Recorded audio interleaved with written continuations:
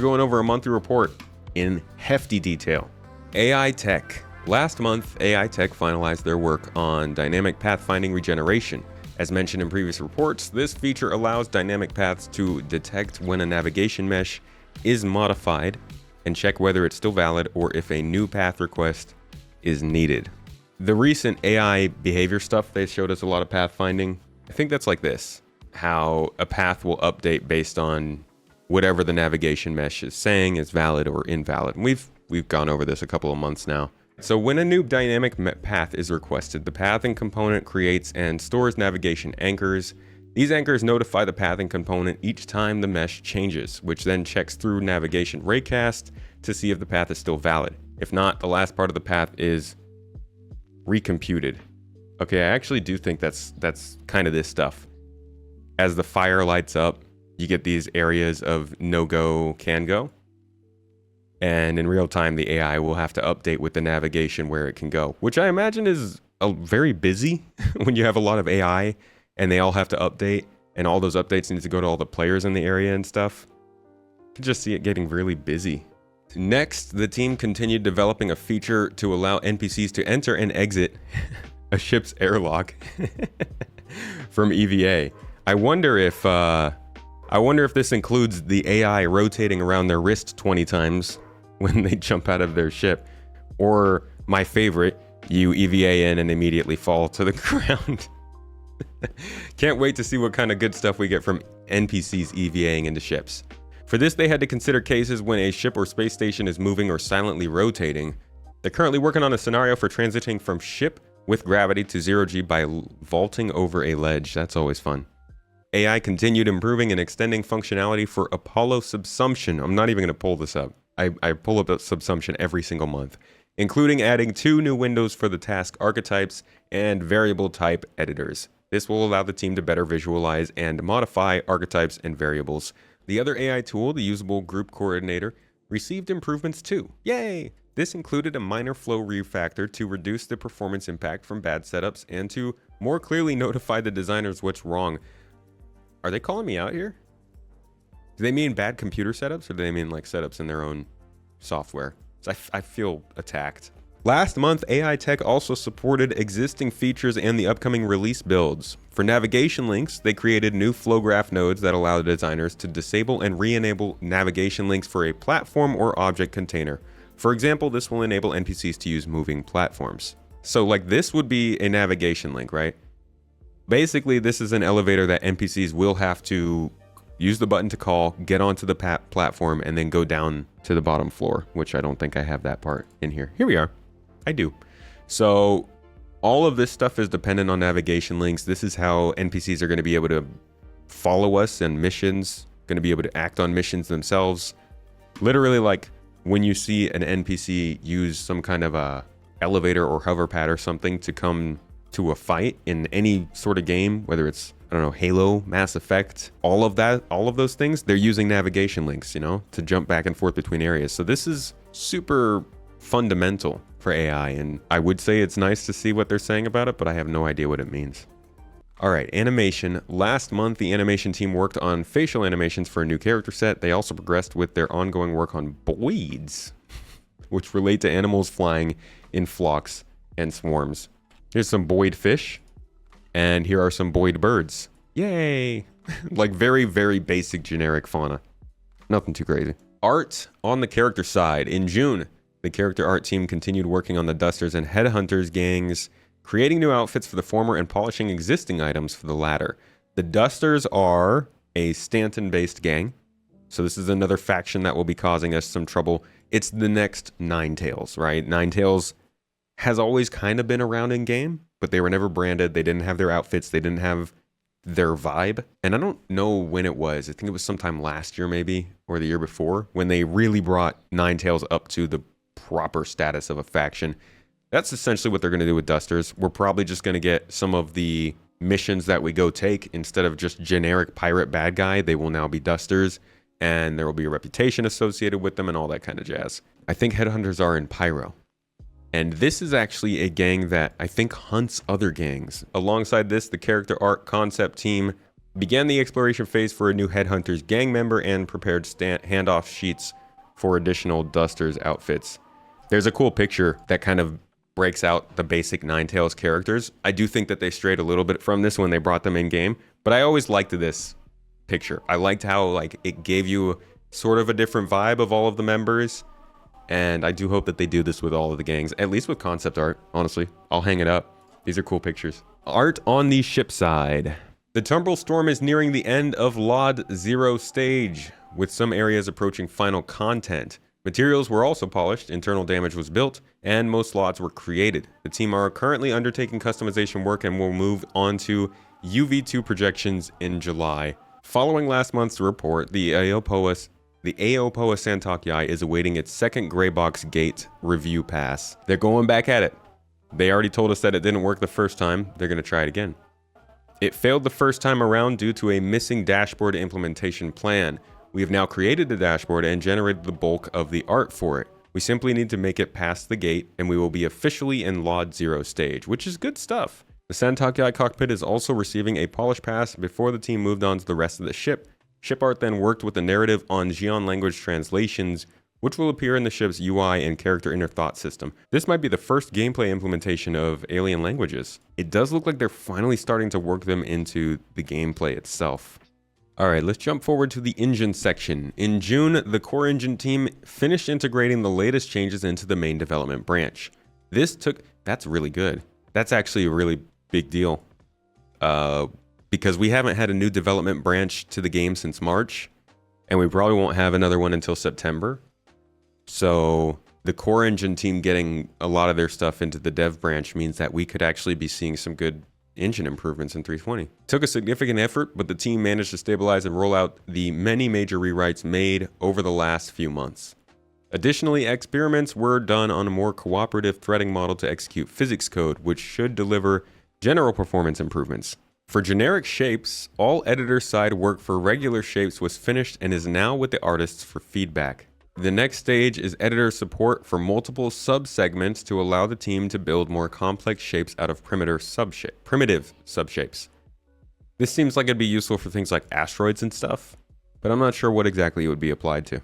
The Star Build P4K V2 and Mem Replay systems received various improvements and new features in preparation for them rolling out to other teams. Core Engine also worked with physics to provide tech support for the Misk Hull C. What a ridiculous ship the Misk Hull C is. I put out a video about that last week.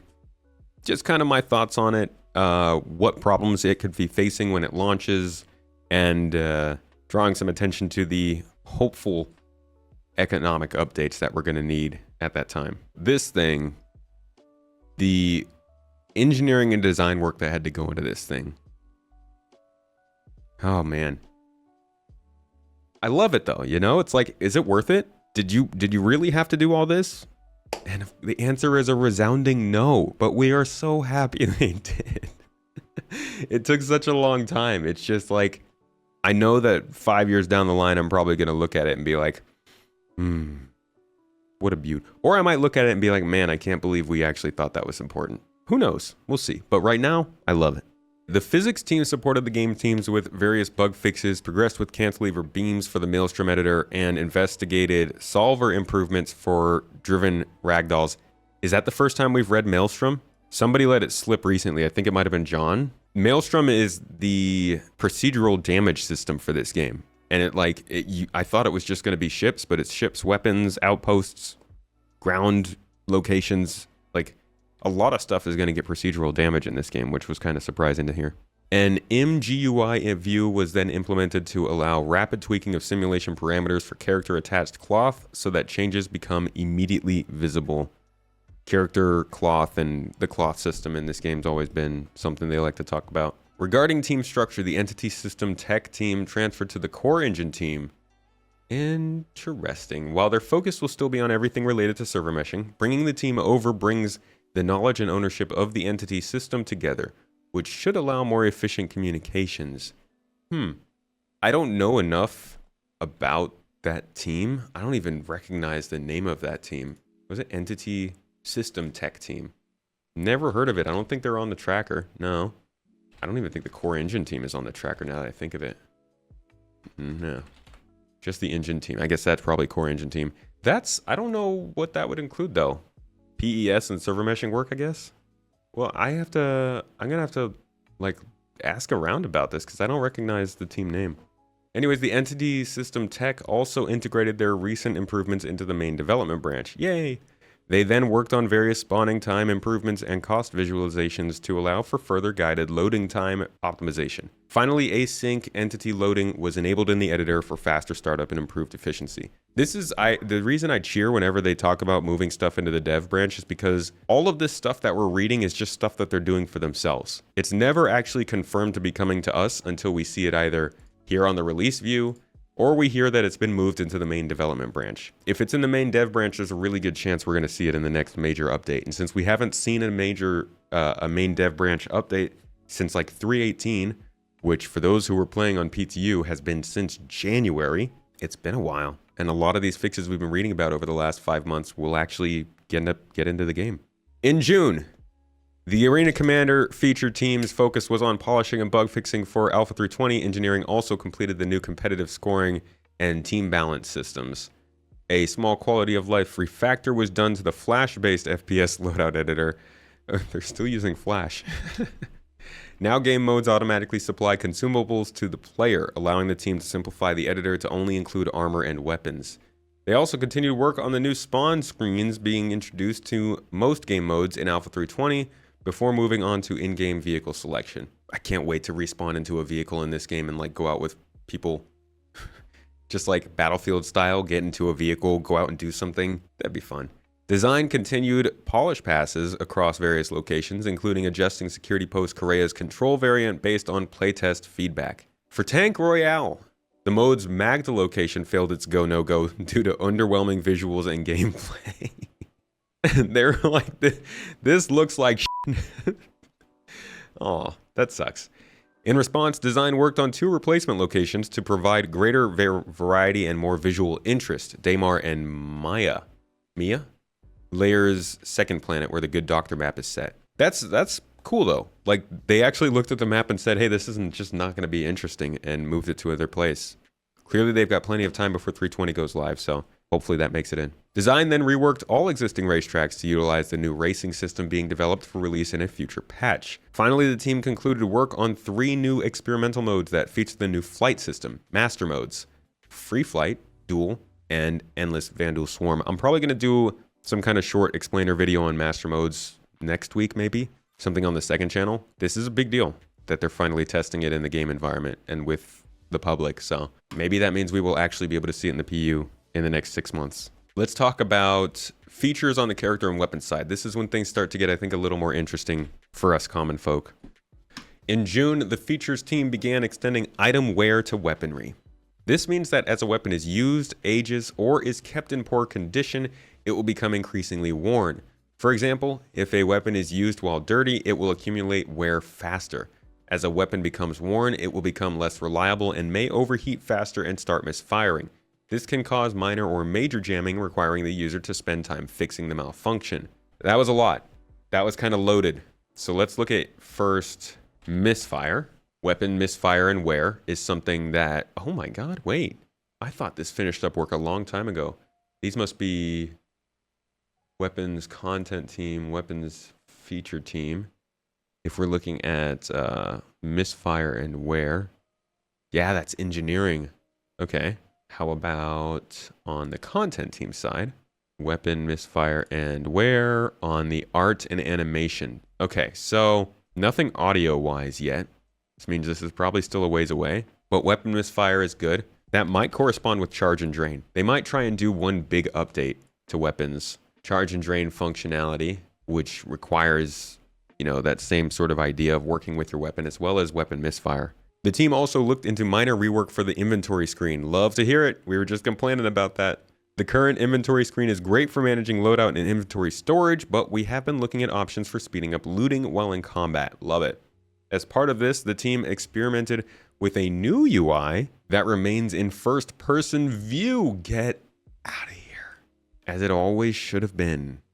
I'm guessing what they got in at first, was that like a Crytek thing? And now they're just bringing it to first person? God, I want to believe that. But I don't know. I don't know why they ever made it third person, but I'm glad to hear that they're doing one that will remain in first person, at least for looting. This allows players to assess combat-related items and then quickly loot or exchange med pens, ammunition, grenades, and weapons. So maybe this is just for these kinds of small items and it's not for everything like your armor and stuff. Oh, but it's great. Fantastic that we'll be able to just stay in our normal mode.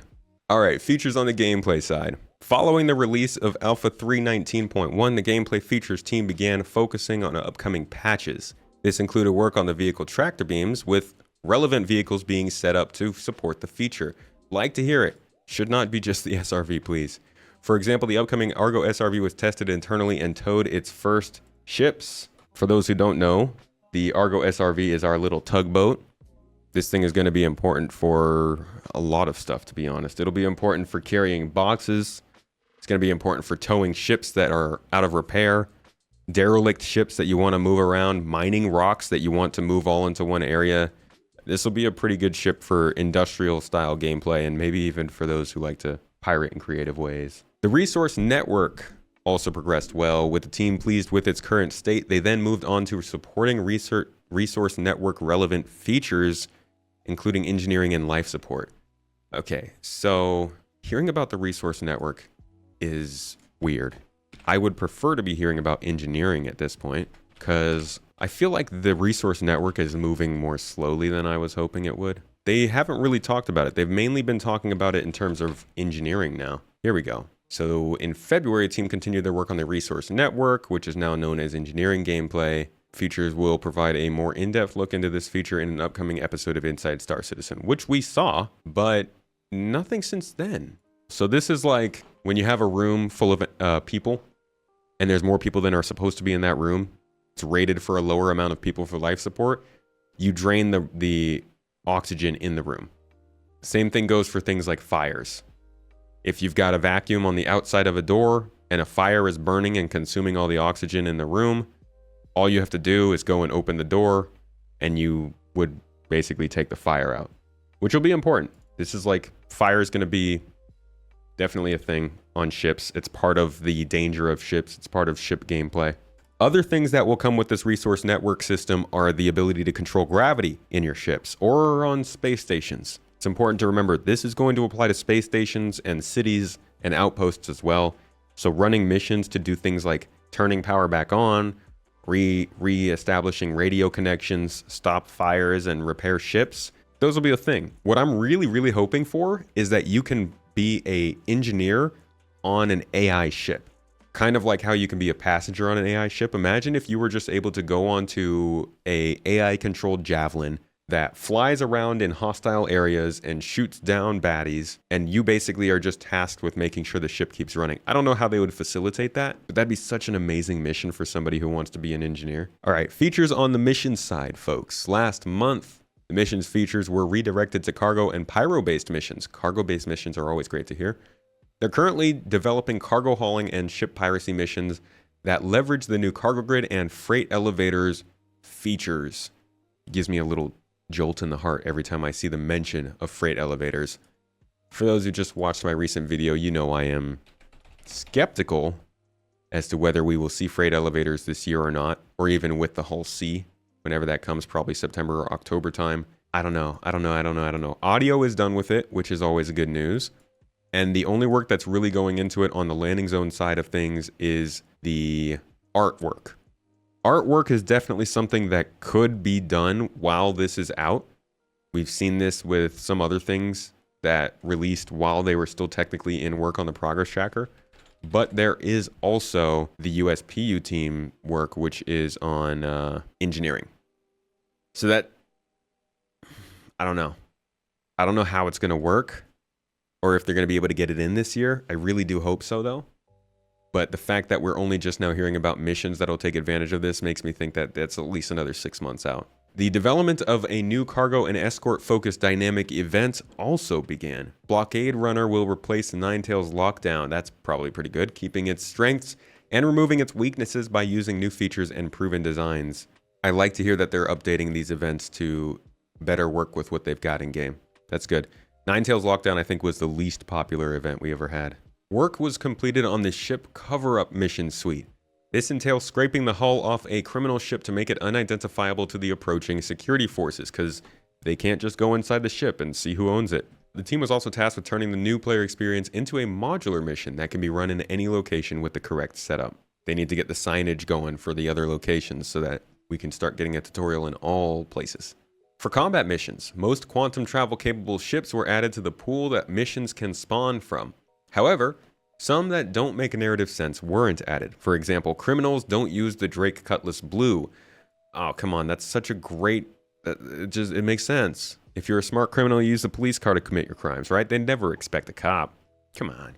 As part of this work, the game's ships were divided into difficulty bands derived from data mentioned in last month's report, which was gathered from pitting every ship against each other 1,000 times. People were asking about mass testing things in this game. They're starting to do it now.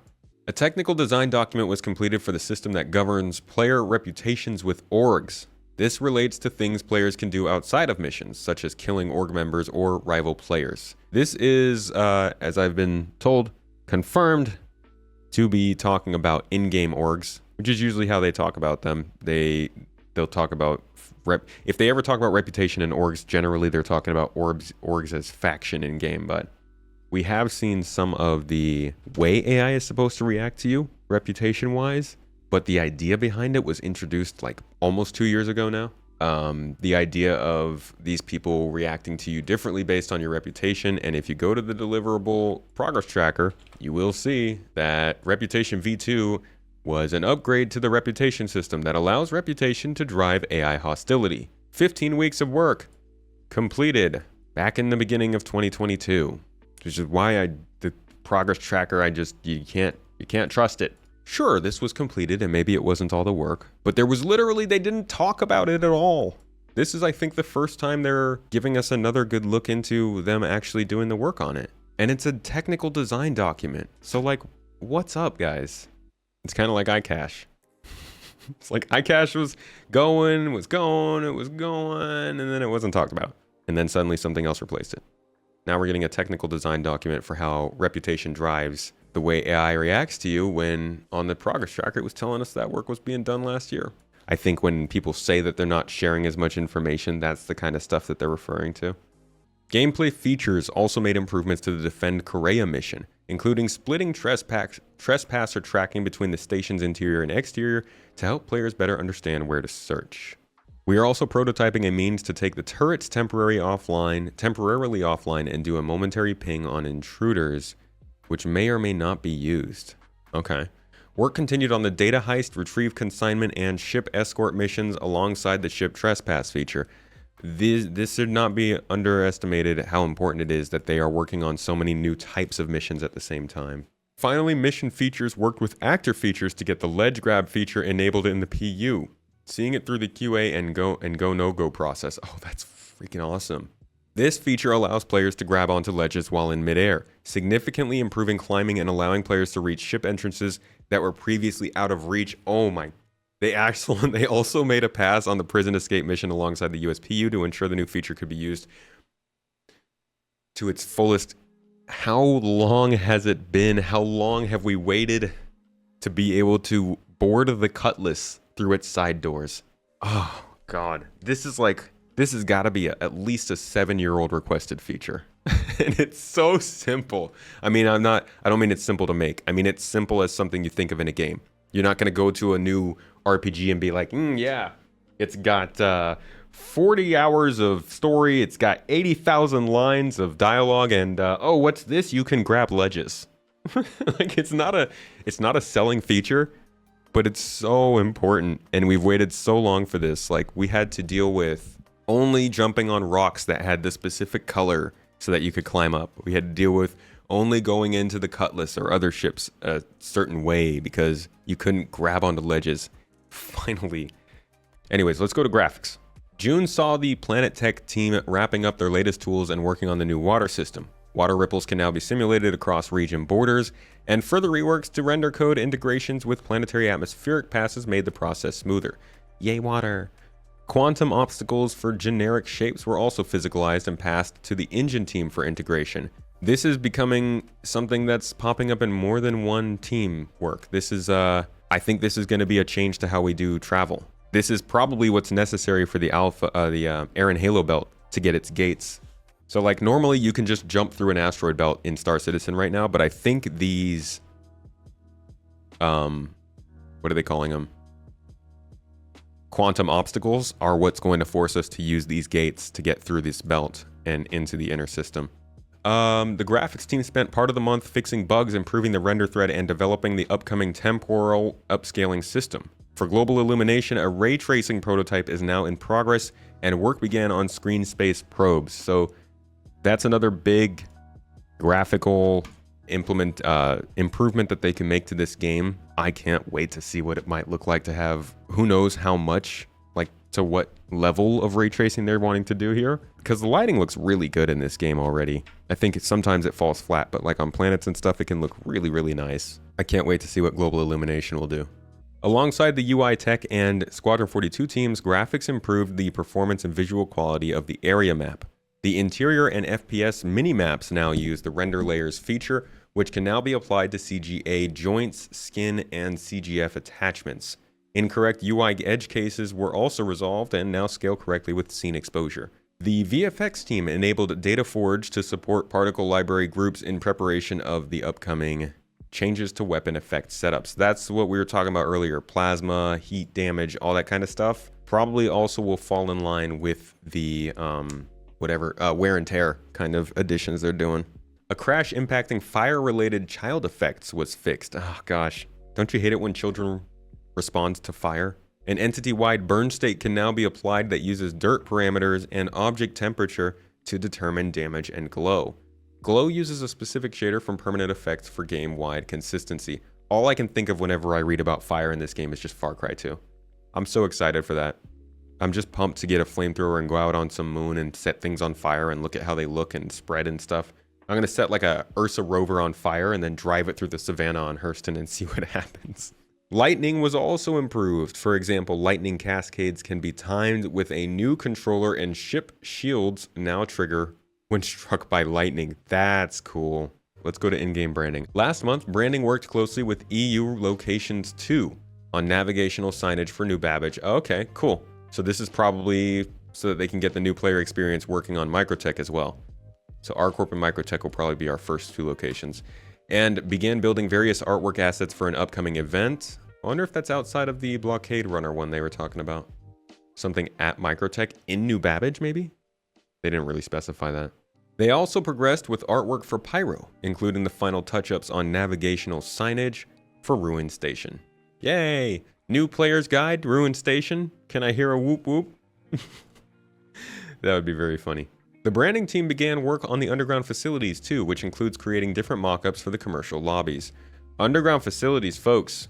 What did you all think that they were going to make progress this fast? And it's okay to say no or yes. No wrong answers. This is what we were getting last year though. Concept images, just kind of giving us an idea of what they were going to look like. I figured these were like a year out, a year and a half out, but they've managed to like get them pretty far along in the gray box. They're getting the, it sounds like, what were they just talking about here? They're getting in-game branding in there, so they're pretty far along, I think, with getting them up to snuff in terms of art. This stuff we're looking at here is from, I think, this is from March of this year, so they've had about 3 months of work on top of whatever this is. Seems like they're doing all right.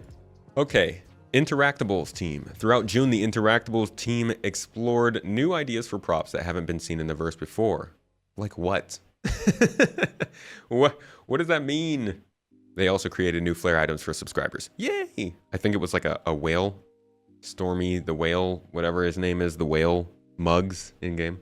Live Tools team in Montreal. In Montreal, the Live Tools team entered the analytics phase of the usability research done last month. When complete, the team will establish an action plan that will determine the next priorities in improving the usability of the Hex Networks Operations Center. That's just stuff they're using for Quantum. All right, locations team. Last month, the EU locations team progressed with closing out rooms for Rundown Station. Is that supposed to say Ruin Station, or is this referring to the Rundown Station type? I think it's the latter, right? That would make the most sense. I don't think they've introduced a new station called Rundown, but they have been talking about derelict, abandoned, outlaw stations that appear rundown. Yeah, here's some of the rundown space station looking stuff. And you can tell, like, they're old locations from other stations made to look more rundown. So they've shown us plenty of this kind of stuff. Cool locations, but as always, it's going to be dependent on what they fill it with. The station has had some great TLC, and we hope players will enjoy exploring these new areas. We'll enjoy exploring them if there's stuff in them. They also completed tasks for an upcoming event before beginning various new projects. I'm guessing that's the same event that they were talking about earlier, but maybe it is the blockade event. The Sandbox team closed out Pyro's outposts and moved on to planetary distribution work. Development of the underground facilities continued too, with the team exploring new areas and further expanding these already considerable locations. The Organics team continued cloud development for planets and worked on new and interesting flora that players will find in Pyro. June saw the narrative team further developing and populating Pyro. As a lawless system, it presents a lot of interesting opportunities for the team to explore how existing game systems may change and take on new nuance. The team worked on further outlining mission content and providers, refining the unique food options that will be available at some of the remote space stations, and detailing signage and graffiti that will be placed around various locations. They keep talking about this kind of stuff. The lawless system is going to change gameplay, and I think they need to be careful with that, honestly, because like when we think of change gameplay, we're not thinking of, oh, there's no security to help back me up, or oh, there's not as many space stations here. Like, those are obvious. I feel like when we think of changing gameplay, we're actually talking about, like they said, the nuances, the little things, the little tiny things, like everything that might happen to you during a mission should be different to some extent in a very lawless system. Maybe not everything, but a lot of things. The way that I approach an outpost should be different. The things that people say to me when I get to that outpost should be different. The methods of loading cargo onto my ship should be slightly different. Like, there's a lot that they could do with Pyro, and they keep talking about how it's going to be a change to gameplay, but I'm wondering just how much it'll be, because so far from what we've seen, it hasn't been a crazy amount of change. We only got that one demo in 2021, but since then, I'm really hoping that they have more to show on that this year in CitizenCon. Narrative also continued their final push towards the release of Alpha 3.20. This included naming and writing descriptions for numerous assets, reviewing new text for gameplay features, and further refining new mission content. Additionally, they made deeper dives into alien species lore as xenolinguistic development continued. This involved listening to new audio samples and debating which style of speech fit best with the culture and lore. This is another sign that 3.20 might be coming sooner than we thought. It's also possibly a sign that we're not going to get any other missions if narrative is further refining mission content and it hasn't been added to the release view. I don't know. It's hard to know because we don't have ISC to depend on. But there are no mining missions in here, I don't think. It would be very weird to me if they weren't able to get mining missions in for 3.20. Online services. In June, the online services team completed a major refactor of the inventory system. These changes won't be visible to players, but will touch on every inventory type in the game, with the goal being to address some long-standing bugs and improve PES performance and stability. Really would love if the inventory worked faster. Good to hear that they're getting this done as well as a visual overhaul. The team also worked on server and engine side integration for the return of private lobbies in Arena Commander. That's what they were talking about, private lobbies in Arena Commander, which will be great because I hope that's in for 3.20. Lastly, online services fixed various bugs related to long-term persistence and long login issues. More of those things that probably came up with PES. Research and development. In June, work on atmospheric and volumetric cloud rendering continued. Transmittance profiles and their filter chains were optimized and improved to reduce noise and artifacts in Raymarch results. Further research went into the temporal upsampling of those results to produce a stable and detailed full resolution frame that can then be composited into a scene. Sorry, but I don't know. I don't know what that means, my friends. I do appreciate the R&D though. Systemic services and tools. The Systemic Services and Tools team began planning the required service refactor in support of server meshing. Okay, began planning. They also began code cleanup and working through tech debt for the diffusion architecture and general instance manager. Additionally, the team supported USPU with bug fixes and integration towards the Miss Colsey and Cargo feature releases. I wonder what systemic services and tools has to do for server meshing. Interesting. I don't think we're going to hear anything significant about server meshing in a monthly report first. I think they'll put something out about this stuff in another thing at some other time. But yeah, I wonder what they have to do, if this is stuff that's related to like item tracking or what. No talk about quantum once again. Nothing about the economy, which will be more disappointing every year. Tech art and animation. June saw Tech Animation integrate their long-awaited changes to the DNA system. This enables new head assets and provides a pipeline that will open new ways to author and customize new game content. More characters is great, but like, what about the hair, guys? The team then began new initiatives while they wait for further head art. This included updating the Maya pipeline codebase from Python 2.7 to Python 3.7 and thoroughly testing it. This was released to the user base in June, with the team currently working through the final bugs. Alright, so the VFX team increased support for several locations across Pyro, including ruined stations interior and exterior, various derelict settlements and outposts. Due to the modular nature of these locations, time was taken to ensure the artists understood which file level to add effects to. For example, for a food stall, they need to add hot steam effects directly to the stall asset rather than to its locations. I get it. I get hot steam applied to me every morning. The team also supported several new platforms on Orison, including falling and rustling leaves, my favorite, water fountains, ooh, love those, and more. Several ships progressed throughout June, too. So that's our report. I would say it's a pretty middle of the park report about what I'm expecting from the summer of 2023, the state that we're at, and the way things are going. They are being a little bit quiet about things that are definitely still being worked on. But things like the quantum economy simulation that they've talked about for the last few months and then now just haven't brought up.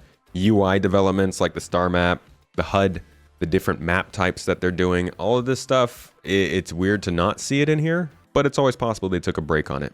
Either way, I do think that a lot of these features and missions and stuff they're working on are interesting, but with the way that updates are rolling out this year, it's really hard to understand when anything might be coming. So I wouldn't put a solid date on any of this stuff till it shows up on the release view, but I do think that we're looking at more things still being added to 3.20 before it goes live, and probably another hefty patch by the end of the year, whether that's 3.20.3 or 3.21, whatever it might be. I don't know. But that has been your monthly report in June, folks. Thank you so much for joining me for this. Until next time, I'll catch y'all later.